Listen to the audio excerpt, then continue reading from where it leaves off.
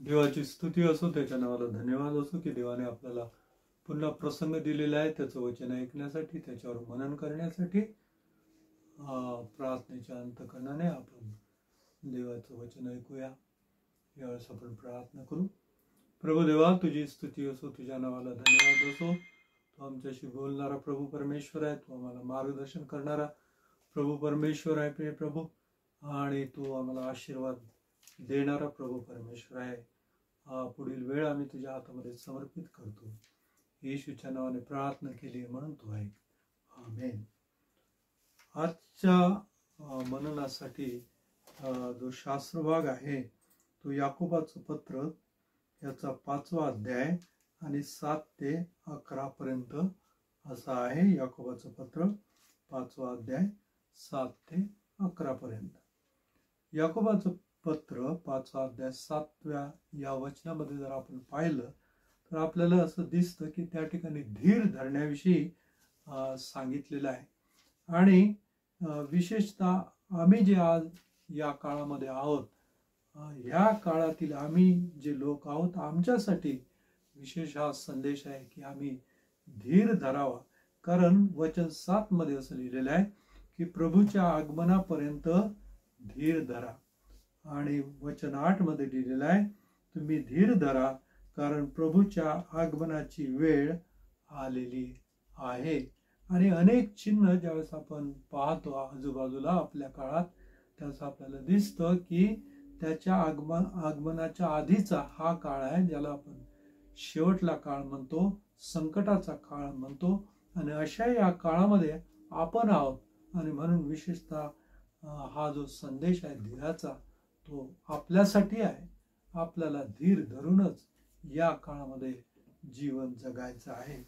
या काळामध्ये आपल्याला माहित आहे की अनेक चिन्ह आपल्या डोळ्यासमोर होत आहे. उदाहरणार्थ युद्ध, अनेक युद्ध आपण पाहत आहोत. ख्रिस्ती लोकांचा छळ, महामारी, भूकंप आणि दुष्काळ आणि वादळ आणि पूर, हे जे चिन्ह आहे याची एक मालिका आपण या काळामध्ये पाहत आहोत. पूर्वी ह्या गोष्टी होत्या, परंतु या काळामध्ये आपण पाहतो की ह्या ज्या गोष्टी घडत आहेत त्या चिन्ह अशा आहेत शेवटल्या काळाचे चिन्ह, कारण त्या पुन्हा पुन्हा होत आहे आणि अतिशय तीव्र रीतीने असल्या प्रकारच्या होत आहे, अतिशय विध्वंसक रीतीने त्या होत आहे. आणि म्हणून त्या चिन्ह असल्या प्रकारच्या आहे या शेवटल्या काळाचं चिन्ह. आणि म्हणून असल्या प्रकारच्या या संकटामधून, संकटाच्या काळामधून तुम्ही आणि मी जात आहोत. आणि म्हणून आम्हाला या काळामध्ये अतिशय कष्ट आणि श्रम आणि भय आणि अनिश्चितता असल्या प्रकारच्या अनेक गोष्टींचा सामना करावा लागत आहे. आणि या सर्व गोष्टींचा आणि त्या गोष्टी अनेक पटीने, पूर्वी त्या गोष्टी होत्या, भय होतं नाही का, कष्ट, श्रम, अनिश्चितता, ह्या सर्व गोष्टी पूर्वी पण होत्या, परंतु त्याचं प्रमाण जे आहे ते आपल्या या काळामध्ये अतिशय वाढलेलं आहे. आणि त्याचा परिणाम असा झालेला आहे की धीर धरून देवाच्या उत्तराची, त्याच्या कार्याची आणि प्रतिफळाची आणि अभिवचनाच्या पूर्तीची वाट पाहणं हे या काळामध्ये अतिशय कठीण असल्या प्रकारचं झालेलं आहे. धीर धरणं या काळामध्ये आणखी कठीण झालेलं आहे. त्याला दुसरं जे कारण आहे ते हे आहे की आजचा मनुष्य अतिशय अधीर, चंचल, उथळ आणि जगिक असल्या प्रकारचा झालेला आहे.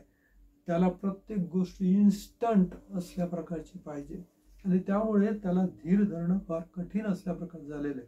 चिवटपणे धीर धरून वाट पाहणं आणि ते शेवटपर्यंत त्याला अतिशय कठीण असल्या प्रकारचं आहे.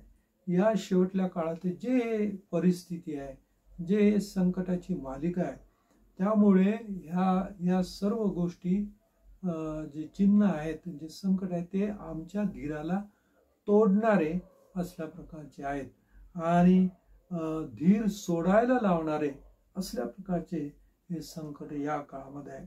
परंतु दुसऱ्या बाजूला जेणेकरून अशाही या शेवटल्या काळाच्या कठीण परिस्थितीमध्ये जेणेकरून आम्हाला उत्तेजन मिळेल, आम्हाला शक्ती मिळेल धीर धरण्यासाठी, असल्या प्रकारचे काही उदाहरणं आणि काही कित्ते सुद्धा याकोबाचं पुस्तक याचा 5वा अध्याय 7 ते 11 या वचनामध्ये आणि त्याचप्रमाणे इतर ठिकाणी सुद्धा अनेक असल्या प्रकारचे उदाहरणं आमच्या डोळ्यासमोर ठेवलेले आहे, जेणेकरून देवाची इच्छा ही आहे की असल्याही प्रकारच्या कठीण काळामध्ये आम्ही धीर धरून पुढे जावं, काम करीत राहावं, वाट पाहत राहावं.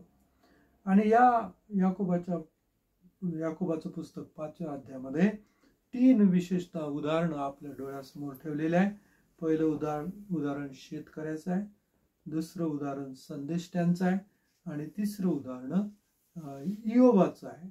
पहिलं उदाहरण शेतकऱ्याचं.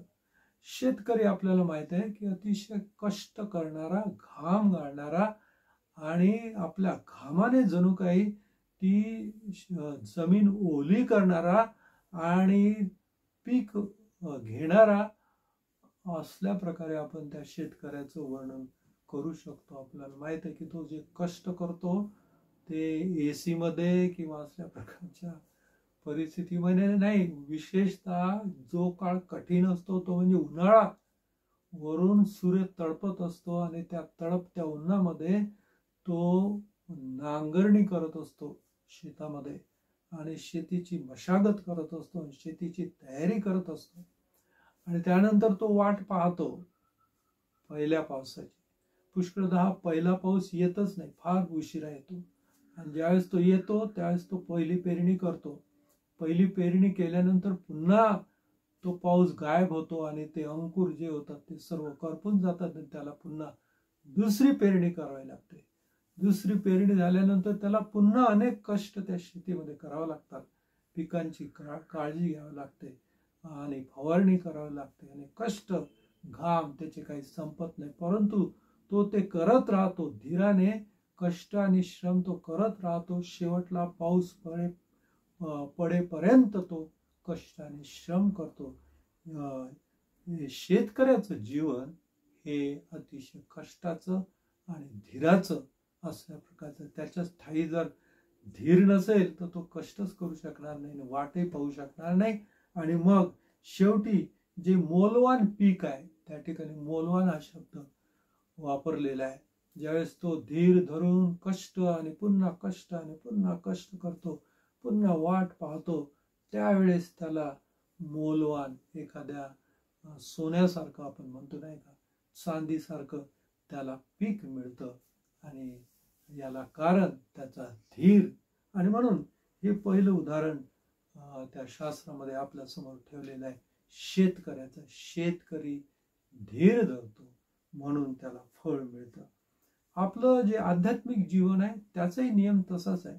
जसं या भौतिक जगाचा नियम आहे की पेरणी आणि कापणी हा एक नियम आहे, तसंच आध्यात्मिक जीवनाचा पण तोच नियम आहे.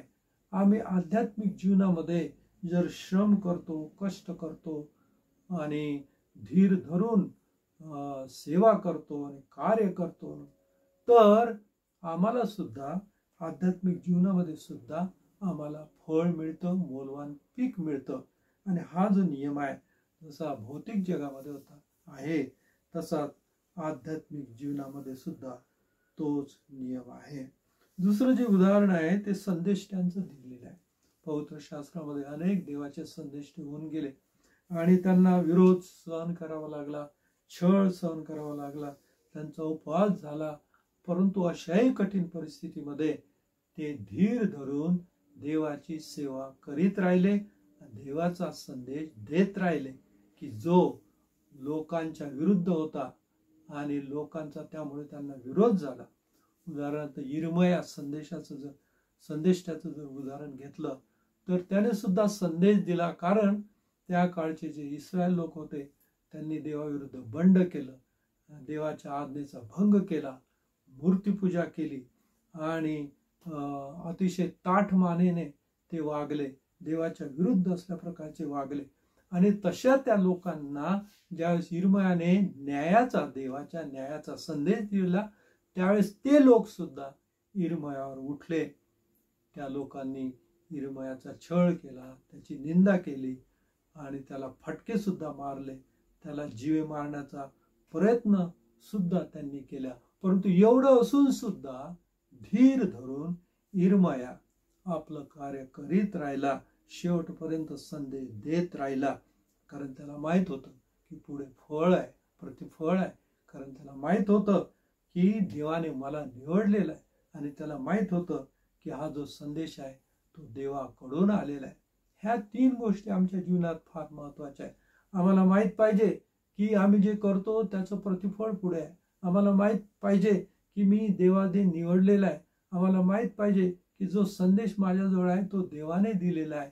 आणि जर असं असेल तरच आम्ही धीर धरू शकतो इर्मयाप्रमाणे, तरच आम्ही धीर धरून त्याचं कार्य करू शकतो, त्याची सेवा करू शकतो आणि त्याचा संदेश देऊ शकतो कुठल्याही परिस्थितीत. तिसरं जे उदाहरण आहे इयोबाचं दिलेलं आहे.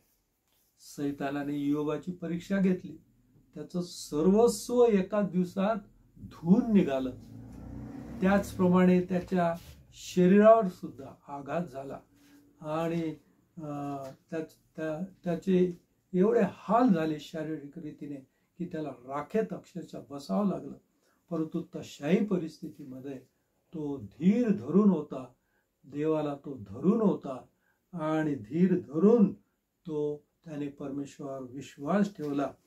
याला कारण त्या ठिकाणी सांगितलेलं इयोबाच्या बाबतीत. का तो धीर धरू शकला? कारण या परीक्षेच्या मागचा देवाचा हेतू त्याला माहित होता. असा शब्द त्या ठिकाणी त्या वचनामध्ये दिलेला. हेतू, परीक्षेमागचा हेतू. फक्त त्याने परीक्षा पाहिली नाही, परंतु त्या परीक्षेच्या मागचा देवाचा हेतू हा चांगला आहे. ही परीक्षा माझ्या चांगल्यासाठीच आहे असा त्याने विचार केला, असा त्याचा विश्वास होता आणि म्हणून तो धीर धरू शकला. ज्यावेळेस त्याने धीर धरला त्यावेळेस आपण पाहतो की देवाने त्याला अधिक त्या सोन्यासारखं अधिक तेजस्वी केलं. म्हणजे काय केलं? त्याला अधिक थोर केलं. थोर होता तो, त्याला अधिक थोर केलं, अधिक त्याला संपन्न केलं, अधिक त्याला आशीर्वादित केलं, अधिक त्याला दीर्घायुषी केलं. अधिक, कारण देवाचा हेतू हा त्याच्यासाठी चांगला होता. आम्ही त्याच वेळेस धीर धरू शकतो ज्यावेळेस आम्ही हे समजू शकतो की या परीक्षेच्या, या परिस्थितीच्या, या संकटाच्या मागचा देवाचा हेतू आमच्या भल्याचा आहे, आमच्यासाठी चांगला आहे. हेतू समजून घ्या.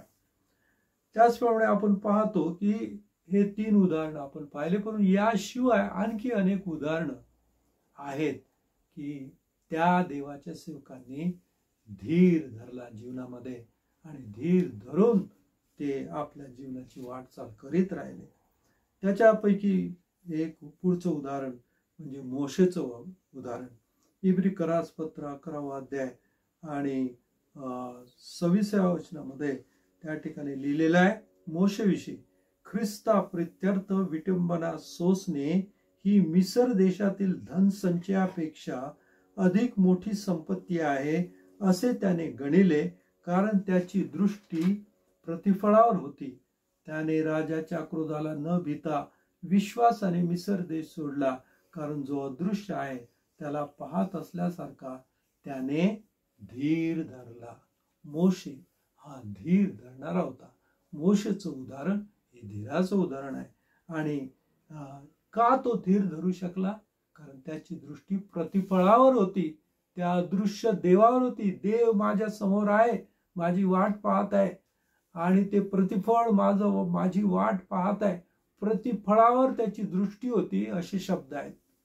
आणि मग हाच प्रश्न आहे, जर आमची दृष्टी प्रतिफळावर असेल तर पायाखालची काय परिस्थिती आहे त्याने आम्हाला काही फरक पडणार नाही. आम्ही धीर धरून पुढे चालत राहू, वाट पाहत राहू, कार्य करीत राहू. त्यानंतर आणखी एक उदाहरण आहे दाविदाचं. दावीद धीर धरून प्रार्थना करीत राहिला. अनेक दिवस, कदाचित अनेक वर्ष, आम्हाला माहित नाही, परंतु धीर धरून तो प्रार्थना करीत राहिला.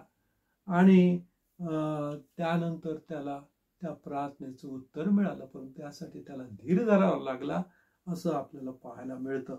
स्तोत्र 40:1 मध्ये तो दावीद स्वतःविषयी असं म्हणतो की मी धीर धरून परमेश्वराची वाट पाहिली, तेव्हा त्याने माझ्याकडे वळून माझा धावा ऐकला. केव्हा धावा ऐकला? केव्हा देवाने प्रार्थना ऐकली?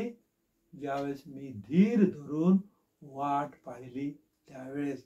अनेक दिवस, कदाचित अनेक वर्ष त्याने प्रार्थना केली, धीर धरून प्रार्थना केली, धीर धरून वाट पाहिली.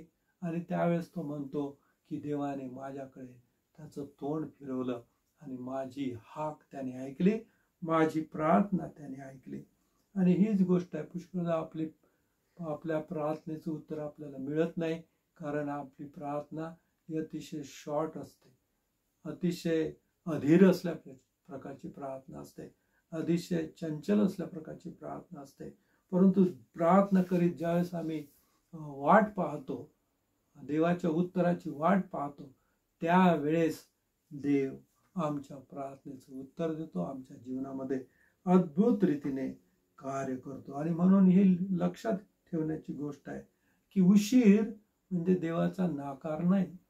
उशीर म्हणजे देवाचा नाकार नाही, परंतु उशीर म्हणजे कदाचित अधिक चांगला होकार आहे देवाचा, त्याच्या कार्यासाठी, त्याच्या अद्भुत कार्यासाठी होकार, देवाचा होकार असल्या प्रकारचा आहे. त्यानंतरचं जे उदाहरण आहे ते अब्रामाचं उदाहरण आहे. इब्री पत्र 6 अध्याय 13 ते 15 या वचनामध्ये अब्रामाच्या धीराविषयी लिहिलेले आहे. अब्राम हा सुद्धा धीर धरणारा होता आणि म्हणून त्याच्यामध्ये जीवनामध्ये अद्भुत असल्या प्रकारचं कार्य आपल्याला दिसेल. याला कारण त्याने धीर धरला, अनेक वर्ष धीर धरला, आयुष्याचे 25 वर्ष त्याने धीर धरला. आणि त्याच्याविषयी काय लिहिलेले? अब्रामाला देवाने वचन दिले तेव्हा त्याला शपथ वाहण्यास स्वतःपेक्षा कोणी मोठा नसल्यामुळे त्याने आपलीच शपथ वाहून म्हटले, मी तुला आशीर्वाद देईनच देईन व तुला बहुगुणित करीनच करीन. तेव्हा अब्रामाने धीर धरला. अब्रामाने काय केलं? धीर धरला. म्हणून त्याला अभिवचनानुसार लाभ झाला. काय लाभ झाला? देवाने त्याला अभिवचन दिलं की मी तुला पुत्र देईल आणि त्या पुत्रापासून तुझं मोठं राष्ट्र निर्माण करेल. आणि त्या अभिवचनाप्रमाणे देवाने त्याला त्याच्या अभिवचनाची खरोखरच पूर्ती केली आणि ती अशक्य परिस्थितीमध्ये केली, मर्यादेच्या पलीकडे परिस्थिती गेल्यावर केली. आणि यावरून आपल्याला दिसतं ज्यावेळेस आम्ही केवळ मर्यादेपर्यंतच नाही, मर्यादेच्या पलीकडे सुद्धा ज्यावेळेस धीर धरतो त्यावेळेस अद्भुत असल्या प्रकारची महत् कृत्ये आणि चमत्कार होतात. चमत्कार आणि अद्भुत कृत्य केव्हा होतात? ज्यावेळेस आम्ही धीर धरतो. हे आपल्याला त्या अब्रामाच्या जीवनावरून दिसतं. देवाने त्याला अभिवचन दिलं होतं की मी तुला पुत्र देईल आणि त्या पुत्रापासून मोठं राष्ट्र निर्माण करेल. आणि हे जे राष्ट्र आहे विशेष म्हणजे आमच्या डोळ्यासमोर आहे. आज ते अतिशय कठीण परिस्थितीमधून शत्रूंच्या गराड्यामध्ये असताना सुद्धा एक लहानसं मूठभर राष्ट्र अजूनही टिकून आहे. फक्त टिकून नाही परंतु बलाढ्य आहे. फक्त बलाढ्य नाही परंतु वर्षानुवर्ष लढत आहे तरी टिकून आहे. आणि त्यांचा अनेक क्षेत्रामध्ये सर्वात अग्रेसर आणि ते पुढे आहे. डिफेन्समध्ये सर्वात ताकदवान असल्या प्रकारचं हे राष्ट्र आहे. नवलाची गोष्ट, कारण देवाचं अभिवचन तसल्या प्रकारचं होतं. देवाने त्याप्रमाणे त्यांना मोठं केलं आणि बलाढ्य सुद्धा केलं. हे उदाहरण मला वाटते आपल्या डोळ्यासमोर आहे. आणि म्हणून त्या उदाहरणावरून आम्हाला धीर धरायचा आहे. धीर धरून वाट पाहायची आहे आणि देवाचं कार्य त्यानंतर पाहायचं आहे. प्रश्न असा पडतो की हे जे देवाचे लोक अतिशय कठीण परिस्थितीमधून गेले तरी त्यांनी शेवटपर्यंत धीर धरला. कोणती अशी गोष्ट होती जेणेकरून ते धीर धरू शकले? आणि त्याचं उत्तर हे आहे की त्यांच्या जीवनामध्ये विश्वास होता. देवावरचा विश्वास. विश्वास असेल तरच आम्ही धीर धरू शकतो. विश्वास नसेल तर तुम्ही धीर धरूच शकत नाही. आणि हे जे अनेक उदाहरणं आपण पाहिले त्यांच्या जीवनाचं तुम्ही जर निरीक्षण केलं तर तुम्हाला दिसून येईल की त्यांचा देवावरचा विश्वास होता. उदाहरण जर घेतलं तर मोशे आणि अब्राम या दोघांचं उदाहरण घेतलं तर हे दोन उदाहरण जे आहे ते विश्वासाचे उदाहरण म्हणूनच पवित्र शास्त्रामध्ये आलेले आहे. इब्री करसपत्र 11व्या अध्यायामध्ये विश्वासाचे जे साक्षीरूपी मेघ आहे त्यांच्याविषयी सांगितलेले आहे. आणि त्या लिस्टमध्ये या दोघांचं नाव आहे अब्राम आणि मोशे. आणि ते देवावर विश्वास ठेवणारे असल्या प्रकारचे होते. उदाहरणार्थ वचन 8 मध्ये अब्रामाविषयी लिहिलेले आहे की निघून जाण्यास विश्वासाने तो मान्य झाला. वचन 9 मध्ये लिहिलेलं आहे परदेशात राहावे तसे तो वचनदत्त देशामध्ये जाऊन राहिला. कशामुळे? विश्वासामुळे. म्हणजे अब्रामाच्या जीवनामध्ये देवावरचा विश्वास होता. मोशेविषयी काय लिहिलेलं आहे? त्याने राजाच्या क्रोधाला न भीता विश्वासाने मिसर देश सोडला. कारण जो अदृश्य आहे त्याला पाहत असल्यासारखा त्याने धीर धरला. हा सुद्धा धीर धरणारा होता. परंतु काय त्याच्या जीवनामध्ये होतं तर विश्वास. त्या ठिकाणी सांगितलं की त्याने राजाच्या क्रोधाला न भीता विश्वासाने मिसर देश सोडला. त्याच्या जीवनामध्ये देवावरचा विश्वास होता म्हणून तो धीर धरू शकला. अब्रामाच्या जीवनामध्ये विश्वास होता म्हणून तो देवाचा धीर धरू शकला. जर देवावर विश्वास आमचा असेल तर आम्ही शेवटपर्यंत धीर धरू शकतो. बंधूंनो, हा शेवटला काळ आहे. संकटाचा काळ आहे. धक्क्यांचा काळ आहे. टेन्शनचा काळ आहे. भीतीचा काळ आहे. अनिश्चिततेचा काळ आहे. छळाचा काळ आहे. अंधाराचा काळ आहे. दुष्टाईचा काळ आहे. या काळामध्ये धीर धरून जर आपल्याला पुढे जायचं असेल, त्या प्रतिफळापर्यंत जायचं असेल, त्या उत्तरापर्यंत जायचं असेल, देवाच्या कार्यापर्यंत जायचं असेल, देवाच्या येण्यापर्यंत जायचं असेल तर आपल्याला धीर धरावा लागेल. आणि या काळामध्ये धीराची ही परीक्षा आहे. धीराच्या परीक्षेचा हा काळ आहे. जसं शीर्षकामध्ये आपण वाचलं ही मोठी परीक्षा आहे या काळामध्ये धीराची. परंतु ज्यावेळेस आम्ही ह्या देवाच्या सेवकांकडे पाहतो की कशा रीतीने अतिशय कठीण, आपल्यापेक्षा कदाचित त्यांची परिस्थिती कठीण होती, पण त्याही परिस्थितीमध्ये त्यांनी धीर धरला आणि शेवटपर्यंत धीर धरला. आणि देवाने त्यांच्या जीवनामध्ये अद्भुत असल्या प्रकारचं कार्य केलेलं आहे. आणि म्हणून या काळामध्ये तुमच्यासाठी आणि माझ्यासाठी सुद्धा देव अद्भुत असल्या प्रकारचं कार्य केल्याशिवाय राहणार नाही. शेवटी याकोब 5:8 मध्ये काय लिहिलं ते मी वाचून दाखवतो. तुम्ही धीर धरा, आपली अंतःकरणे स्थिर करा. अस्थिर होता आपण डगमगतो, हालतो, हादरतो, असा हा काळ आहे. परंतु इथं म्हटलेलं आहे अंतःकरणे स्थिर करा, कारण प्रभूच्या आगमनाची वेळ आलेली आहे. येशूचं आगमन अतिशय जवळ आलेलं आहे. ज्यावेळेस तो येईल त्यावेळेस या धीराबद्दल तो आम्हाला प्रतिफळ देईल. आमच्या धीरासाठी सर्वात मोठं कारण जर कोणचं असेल तर येशूचं येणं, आणि ते अतिशय जवळ आहे. तो दाराजवळ उभा आहे. आणि म्हणून आमच्या जीवनामध्ये धीर हा फार थोड्या काळासाठी आहे. फार थोडा काळ. तुम्हाला वाटत असेल जास्त नाही, अतिशय थोडा काळ आपल्याला धीर धरायचा आहे. आणि मग येशू येईल आणि आमच्या सर्व जीवनाची नवीन सुरुवात होईल. हालेलुया.